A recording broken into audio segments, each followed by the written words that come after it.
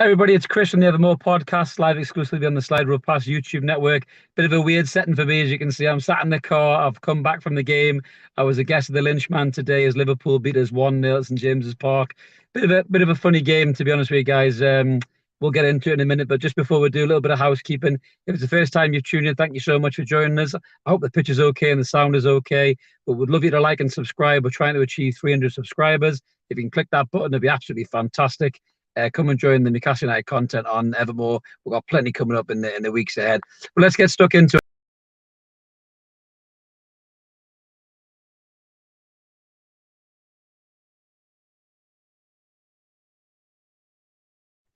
I'm really sorry, everyone. I pressed the wrong button there to go through. I've never done this on the phone before. We'll start again. We'll start again. So yeah, as I say, it was a bit of a tough task really for us, obviously against Liverpool, one of the best teams in the world, definitely one of the best teams in the league. Nobody gave us a hope in hell, really. I think to be fair, we played quite well. I thought we worked hard. I thought the lads put in a really good shift. Obviously, just having a little look at the starting lineup, the main change really was Joe Willett coming in to that midfield. I think to come in to add some legs really in the midfield. Joe Litton stayed in that attacking berth, and Chris Wood was on the bench, which was quite surprising. I know when I was sitting next to the Lynchman, we were thinking that Chris Wood was going to lead the line and obviously try and bring the ball down and get the likes of St Maximin and Miggy into the game. But obviously it wasn't to be. He did come on a little bit later, but more on that in a second. So yeah, so we weren't scared of Liverpool. We kind of we hung with them for a bit. I just think, to be fair, as a whole in the game, Liverpool were probably in second gear. In all fairness, they weren't playing to their capacity. Obviously, they left Salah out, they left Thiago out.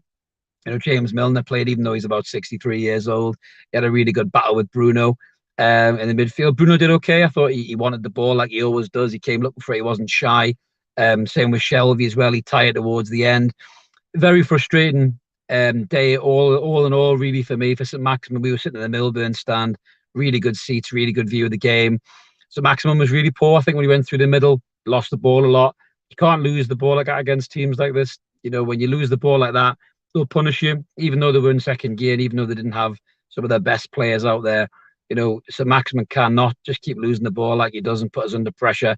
But luckily for him, and the reason it probably stayed at 1-0 was my man of the match by far was Matty Target. It was absolutely sensational today. We need to sign this lad. He is to be the first signing of the summer window for me, because today he was absolutely phenomenal.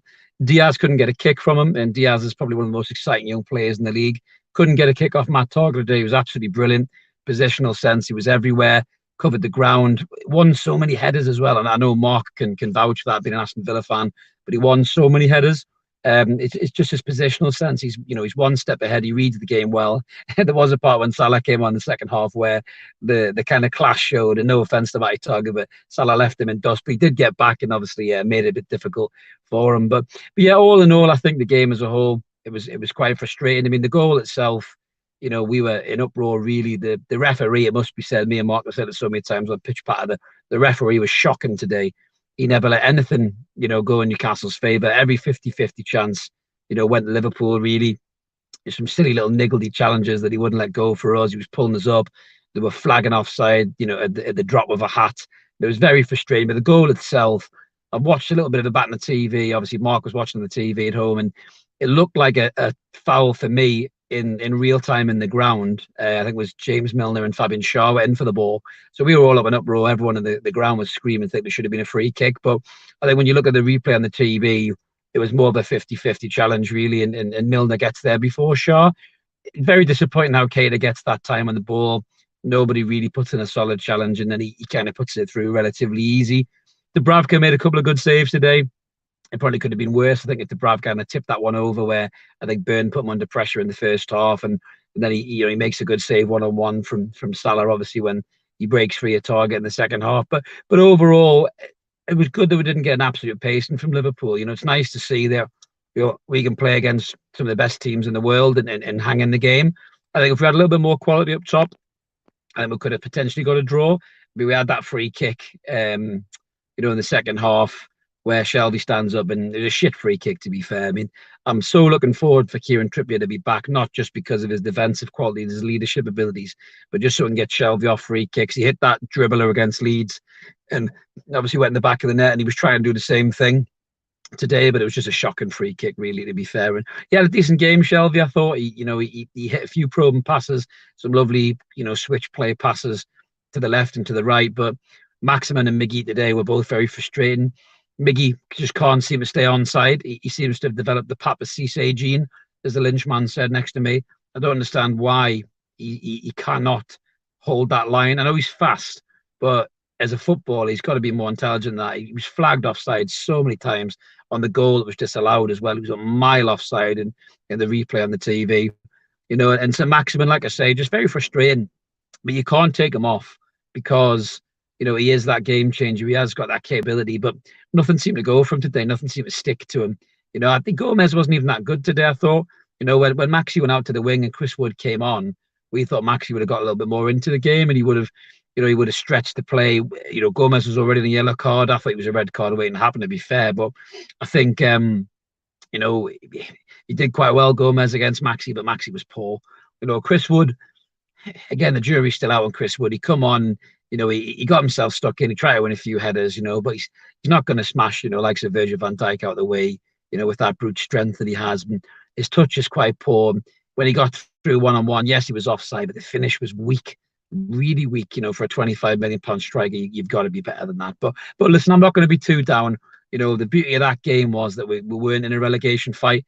Nothing really was riding that game for us. Just the opportunity to throw a spanner in the works for the title race, which obviously we didn't manage to do. We could have done, but we didn't. And then obviously up next is Manchester City, so it doesn't get any easier. We're taking on the other elite team, not just in England, but in world football as well. So that'll be interesting to see how the lads cope with that. And I wonder if Eddie Howe might make a few changes because there were some tired bodies out there. I think it might be time for some squad rotation, maybe bring some players back. We are massively missing Wilson and Trippier. There's no question about that. Those two play today. We maybe get a point today. But you don't want to rush them back, as Eddie said in his press conference, because why would you? We need them for next season. You'd rather they were fit and sharp back for next season, and fly. And certainly in Callum Wilson's case, but I do think they'll have some competition alongside them in the striking berth. I think we will be buying some players. Me and the lads will be back on Wednesday and ever more to discuss just that. We've got loads of tune transfer talk with links going on every single day for player after player. We're also going to be, discussing the Liverpool game and at length, and then obviously looking at Manchester City too, and talking a little bit about the season ticket renewals. I know some fans have had some hefty price increases at really difficult times, and it's not hit them at a good time. So make sure you like and subscribe to the channel, guys. Tune in forevermore on Wednesday. Mark and I will be back on Monday for more pitch patter. And for now, this is Chris signing off in my car. Hopefully you'll be able to watch this okay. Sorry about the gaff on the buttons. I'll be back on the computer, I'm sure, next time. But from now, let's keep supporting that team of Core United. Have a good night, guys, and see you later.